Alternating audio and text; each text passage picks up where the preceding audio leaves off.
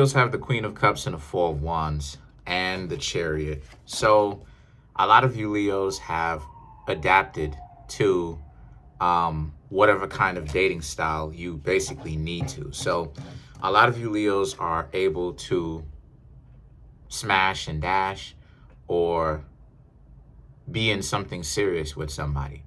A lot of you Leos are able to do both. So a lot of you Leos lately have been smashing and dashing. You know, you've been trying to get to know some people. If you find out that those people are not really wifey or husband material, long-term relationship material, then you'll just decide to hang out. If those people won't leave you alone, you'll smash them and dash, basically. And how it is that you know about this in the first place is the Chariot. You'll ask them questions. You'll try to find out how are they. You know, so it's not like you're just going off of assumptions. You're asking them questions to find out what caliber or what type of person they are, right? What cloth are they cut from? And the Six of Swords is about, well, you know, and if you see any kind of red flags that they have, any kind of serious problems. So a lot of you Leos are not just going to be rushing in, like I said, making all of these assumptions. You know, you're going to make sure that the person is really about the person. Well, you're going to make sure what type of person they are first before you decide to proceed. It all begins with a conversation. And like it is that I said before, you know, really, that's how it is that relationships work, right? Relationships should start out with a conversation because, again, forget about the food, forget about all this dating and fancy stuff and all of that. At the end of the day, what it's about is to make sure that the other person is not crazy and that the two of you can actually trust each other, right? And you do it with trust building activities. Y'all go out to eat, y'all do this, y'all hang out, y'all go to Coney Island. I'm from New York, right? You go to Coney Island, spend a hot summer day, you have fun in Coney Island, right? The Ferris wheel and all of that stuff, all of that. But the thing is that at the end of the day, you Leos, if you Leos are not sure whether or not y'all want to hang out with the person long term, and if the person is still showing you, you're going to fall back. But if the person is still showing you interest, then you don't mind smashing. And what I mean when I say fall back is kind of just fade out, ghost them, right? Ghost them. You basically being obscure. You staying out of the way. And the Seven of Swords now is about how, well, since that's the case, you have to understand that there's pros and cons that come with that. You know, if you're in a situation where all it is that you want to do is smash as a Leo, you're getting what it is that you wanted. But if you know you want something more long term, then, you know, that's not necessarily what it is that you want, but it's a consolation prize, right? It's still something that you can walk away with. Me, on the other hand, I wouldn't even do any of that stuff. I would just, you know, leave the situation.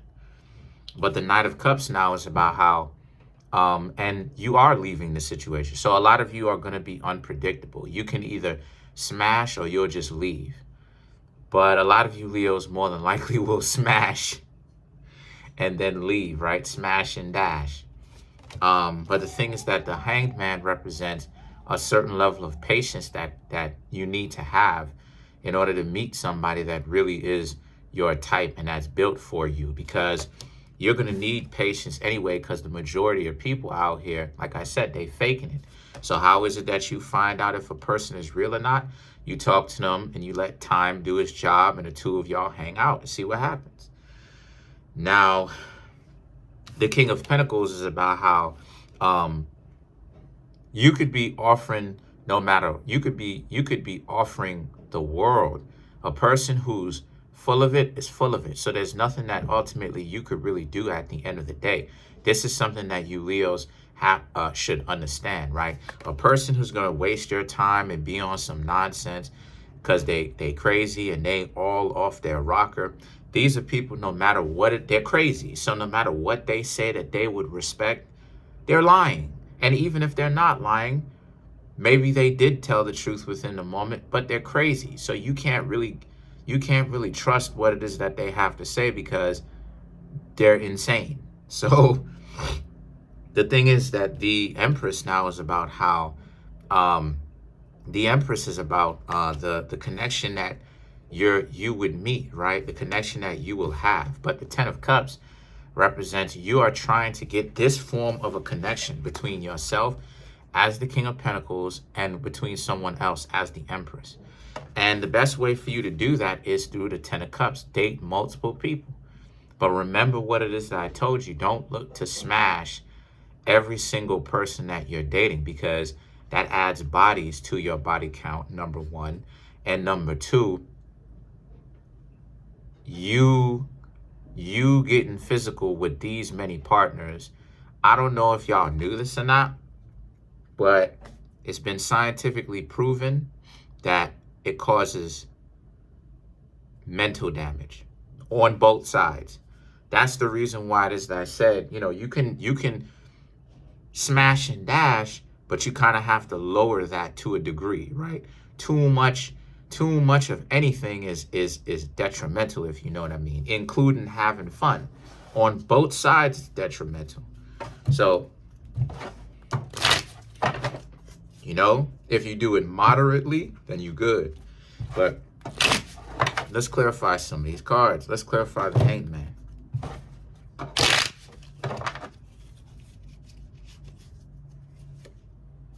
Hanged Man, you see what I'm talking about? The Knight of Wands, King of Cups, the Two of Wands, the Eight of Cups. So again, the Hanged Man, extra emphasis on what we're going to be talking about. The Knight of Wands, the King of Cups. Don't let anyone overstay their welcome. Don't let anyone disrespect you. If they disrespect you,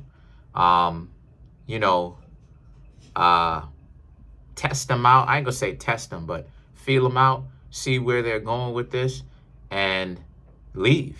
In essence, you don't have to talk to them. You don't have to hang out with them. The Two of Wands, the Eight of Cups, because ultimately it's about what you want to do, right? You have to look out for yourself.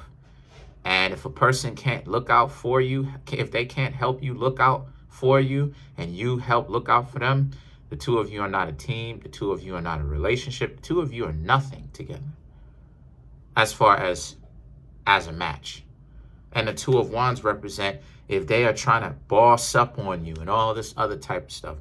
They're the goofiest people in the world if they're trying to do that. Because again, how you going to be in a relationship with somebody and keep rejecting them? That doesn't make any kind of sense. But some people think it does because they don't know what they're talking about and they're out of their mind. So let's clarify the Empress. Right? Let's clarify the Empress.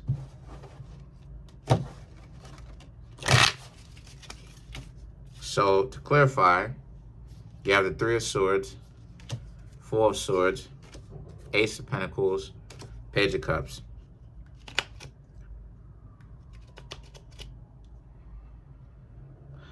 Watch out for any kind of red flags if this person is super heartbroken and all it is that they do is talk about their exes or relive past relationships. That's a potential red flag. But look out for traits in someone that actually has a sense of loyalty. Okay, the Ace of Pentacles, the Page of Cups.